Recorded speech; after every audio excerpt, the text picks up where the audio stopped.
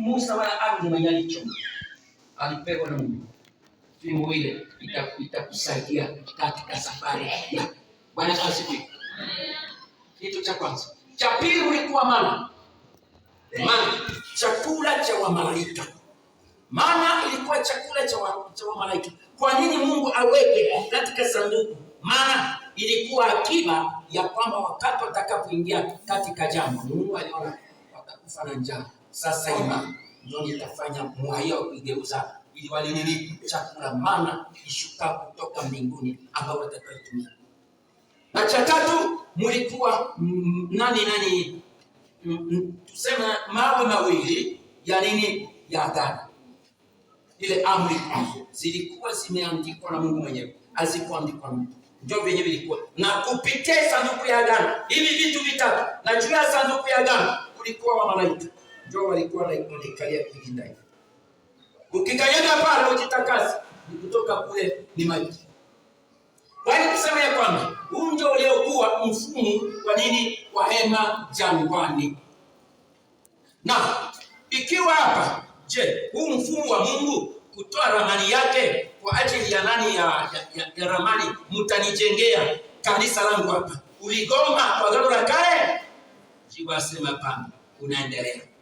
Na hata kama Karmeli iko hapa, ulikuwa ni mpango wa Mungu ya kwamba hapa Karmeli lazima nitaabudiwa.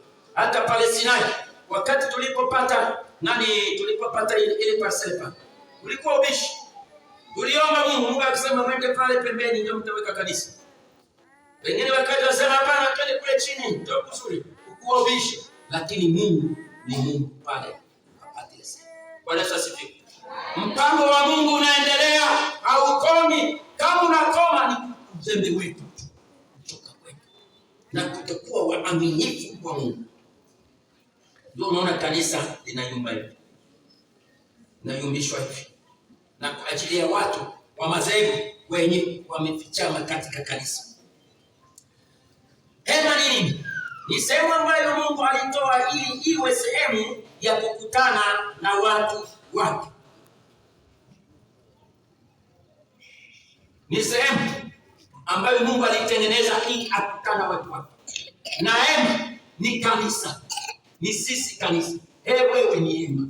Kwa sababu tumesoma katika Wakorintho amesema ya kwamba, je, hamjui kwamba ninyi mmekuwa hekalu la Mungu na Roho wa Kristo amekaa ndani yenu? Hema hilo. Mniangalie kwa mama. Mniangalie huko kwa kweli. Wewe ni hema la Kristo. Na hema la Kristo lazima liishi katika utakaso. Waimbaji, muko hema la Kristo. Lazima waimbaji muishi katika utakaso. Yaani kuna siku ya Pasaka. Kuna Pasaka ambayo ni siku ya nini? Ya ukombozi. Bwana Yesu asifiwe sana. Utakaso. Damu ya Yesu ndio ikamwagika. Ndio wakati ilimwagika. Hivi iko kwenye mateso. Ili apate nini? Ukombozi upatikane. Kwa hiyo tuishi katika utakaso na kukimbia dhambi.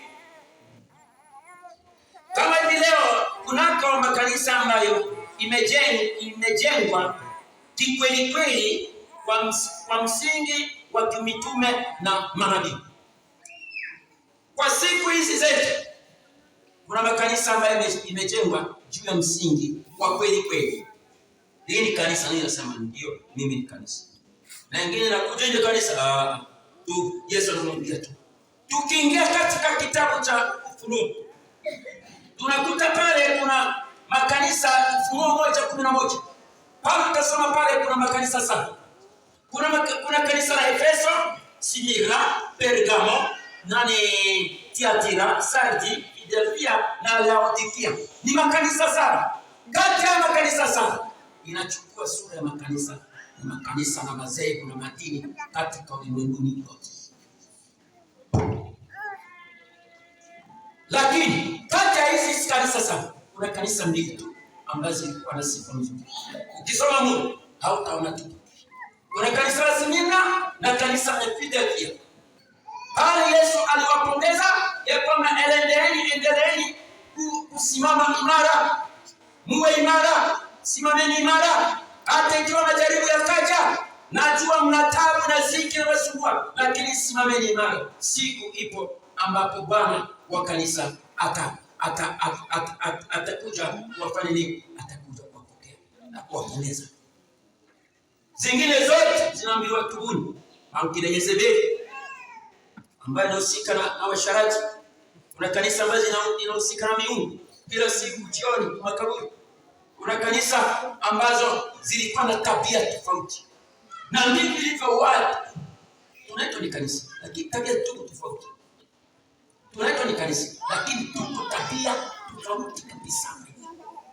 Mwingine apende jinsi yenye kuwa kwa huyu